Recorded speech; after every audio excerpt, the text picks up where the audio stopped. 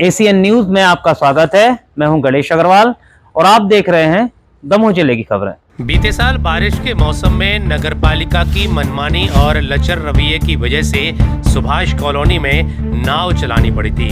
दरअसल तेज बारिश के चलते यहां पर पानी भराव के हालात बन गए थे और फिर लोगों को रेस्क्यू करने के लिए बीच कॉलोनी में से नाव चलाने का मामला सामने आया था।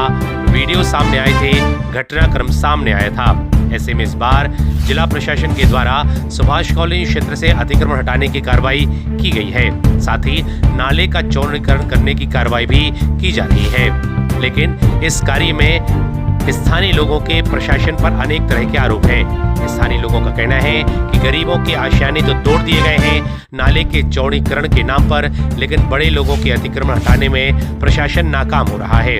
लोगों का यही भी कहना है कि यहाँ पर मजिस्ट्रेट लेवल का कोई भी अधिकारी मौजूद नहीं है। ऐसे में कार्रवाई प्रभावित हो रही है।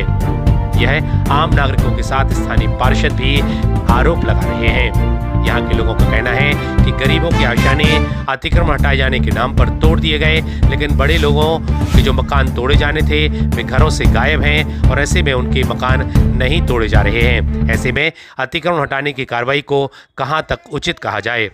मालूम हो कि अनेक स्थानों पर लोगों के द्वारा नाले पर अतिक्रमण कर लिया गया था। नाले के बीच में मकान बना लिए गए थे। ऐसे में पानी निकासी सही तरीके से नहीं होने से सुभाष कॉलोनी क्षेत्र में जल भराव के हालात बन गए थे और यहाँ पर पानी भराव के चलते लोगों को निकालने के लिए नाव चलानी पड़ी थी। वहीं अब बारिश के पहले जब यहाँ पर अतिक्रमण हटाने की कार्रवाई हो रही है तो अनेक तरह के आरोप प्रशासन पर लग रहे हैं। क्या कहना है लोगों का, क्या कहना है प्रशासनिक हलके के लोगों का और क्या कहता है नगरपालिका के जनप्रतिनिधि, यह आपको सुनाते हैं। एसीएन न्यूज़ के लिए सतीश सेन की रिपोर्ट।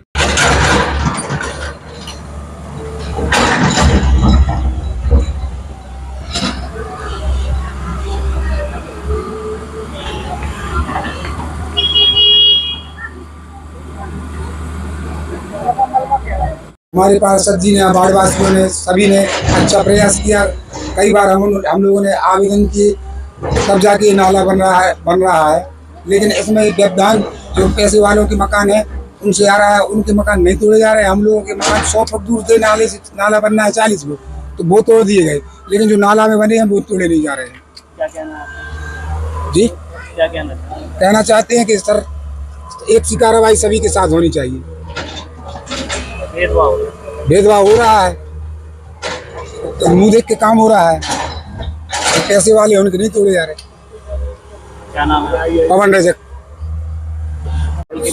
सरकार ने जो पहल की है, जो हमारे पार्षद जी ने पहल की है, वो काम तो अच्छा हो रहा है, लेकिन यहाँ पे प्रशासनिक अधिकारी जो एसडीएम आरआई मौजूद होने चाहिए। गरीबों के मकान टूट रहे हैं तो वो मौजूद रहते हैं। अब ये किसी पैसे वाले का मकान बीच में आ रहा है तो वो लोग यहाँ 2 घंटे पहले से गोल हो गए हैं। इसके कारण ये कार्रवाई आगे नहीं बढ़ पा रही है और मोहल्ले में विवाद उत्पन्न हो रहा है, इसलिए कि भाई गरीब पे तो तोड़ दिए, आप पैसे वालों को नहीं तोड़ पा रहे हैं। तो इसके लिए हम आप लोगों को मीडिया के थ्रू ये कहना चाहते हैं कि पूरा प्रशासन का अमला जो होता है वो आए, यहाँ पे मौजूद रहे और कार्रवाई पूरी करवाए। किनके नहीं तोड़े? ये प्रभा पटेल, उनके बाजू से बहुत सारे रूप रजक, बहुत सारे मकान हैं जो टूटने हैं। कार्रवाई 31 मकान टूटने हैं, वो तो सबके पास नोटिस 3-3 बार दे दिए गए हैं। अब लेकिन क्या हो रहा है कि जब एक का नहीं टूट रहा है तो आगे वाले भी नहीं तोड़ने दे रहे हैं। इस कारण ये हो रहा है तोड़ने में कार्रवाई में। Kuldeep Baharwar, Subhash colony, civil 6। नहीं, हमारा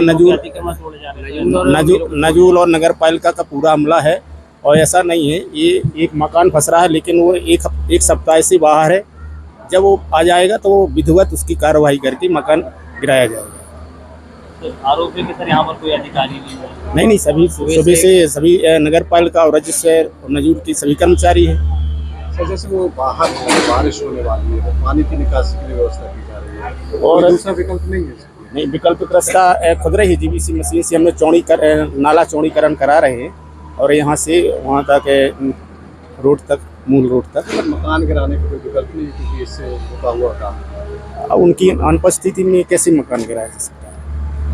तो क्या लगता है कब तक ये कार्रवाई?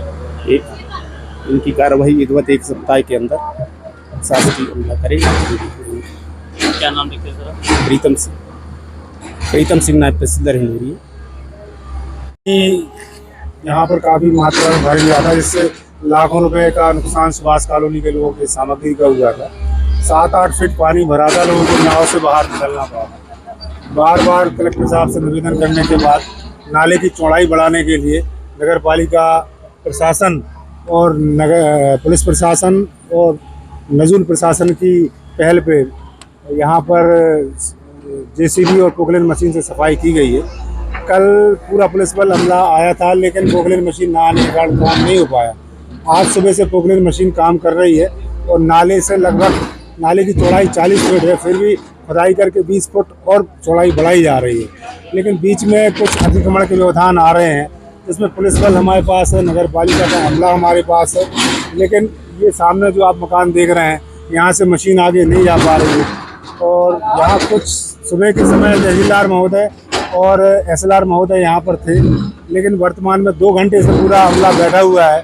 यहाँ पे कोई मजिस्ट्रेट रैंक का अधिकारी अगर यहाँ पे होता तो अतिक्रमण की कार्रवाई हम आगे सुचारू रख पाते, लेकिन बीच में ये कार्रवाई रोकना पड़ रही है। इसे माननीय आपकी मीडिया के माध्यम से कहना चाह रहा हूँ माननीय कलेक्टर साहब से कि कम से कम जब पूरा प्रशासनिक अमला काम करता है तो यहाँ मजिस्ट्रेट रैंक के एसडीएम साहब या तहसीलदार महोदय यहाँ पर रह के काम करवाएं, तब जाके यहाँ अतिक्रमण नाले के ऊपर अतिक्रमण का काम पूरा हो पाएगा। और बारिश आने वाली है, नगर पालिका का अमला लगा हुआ है, लाखों रुपए पोकलेन मशीन के किराए में खर्च हो रहे हैं। अगर प्रशासनिक अमला सहयोग नहीं करेगा तो नाले की सफाई कैसे हो पाएगी। फिर से कलेक्टर साहब से निवेदन करूंगा कि प्रशासनिक अमला यहाँ पे बढ़ाया जाए, जिससे नाले की सफाई हो जाए।